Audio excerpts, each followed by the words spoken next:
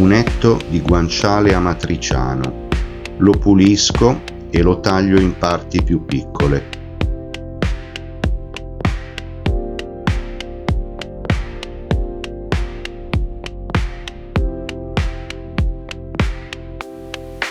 Ne ricavo 6 listelli e la restante parte in piccoli tocchetti.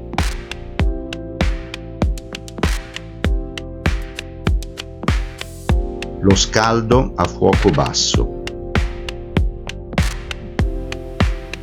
2 uova bianche biologiche, da cui ricavo il rosso con una leggera rimanenza di bianco.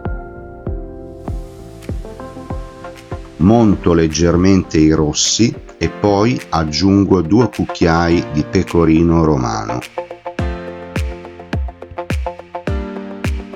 Aggiungo in ultimo del pepe nero.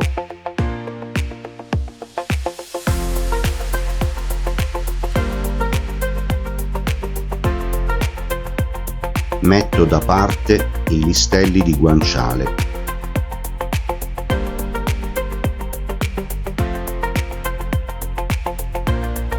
Cuocio 120 g di spaghetti, un po' di acqua di cottura nel composto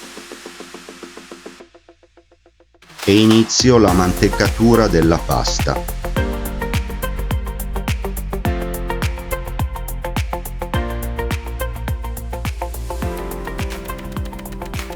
La scaldo leggermente 1 minuto e impiatto.